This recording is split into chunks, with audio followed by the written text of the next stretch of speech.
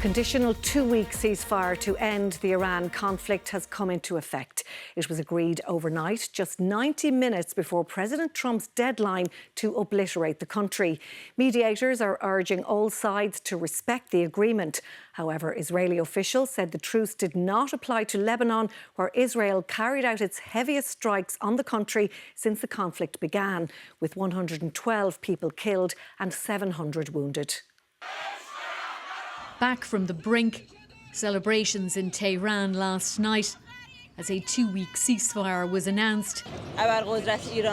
Things have changed now, this woman says. America understands that Iran is a superpower.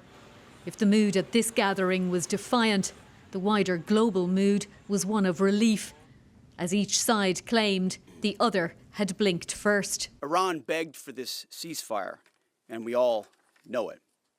As the President truth this morning, a big day for world peace. Iran wants it to happen. They've had enough. We are not putting any trust on the other side. So our military forces are keeping their preparedness, they are keeping their vigilance to react to any scenario. But meanwhile, we will go for negotiations to see how serious the other side is. Already, though, serious fractures are showing. In Lebanon today, Israel's military launched the largest coordinated strikes of this war so far, killing scores and wounding hundreds. Israel says Lebanon is not part of the ceasefire deal.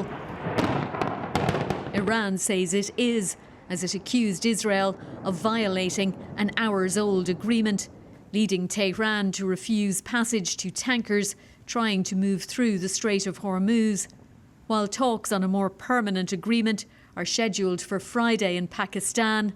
The opening hours of this first détente show that those discussions will not be plain sailing. Fiona Mitchell, RTE News. Well, let's talk to our global security reporter, Yvonne Murray, who's in New York for us this evening. So, Yvonne, the ceasefire has given President Trump the exit route he needed. But with Israel continuing to attack Lebanon, just how secure is this ceasefire? I think it's very fragile, Eileen, and I think it really comes down to a fundamental disagreement about the terms of the ceasefire. The Pakistani Prime Minister last night was really clear that it extended to all fronts, including Lebanon. But within minutes, the Israeli Prime Minister, as we heard, came out to say that Lebanon was not included. Well, clearly the remnants of the Iranian regime and the IDRC, the Revolutionary Guard, disagree, and they're saying that they'll continue to block ships coming through the Strait of Hormuz. And this really undermines the messaging coming out of the White House, the 100% victory that we're hearing from the Secretary of Defense, Pete Hegseth, and from Donald Trump himself. And the administration today is under pressure here, I would say. I mean, clearly from predictable sides, the Democratic opponents of the administration, but also from Donald Trump's own party as well.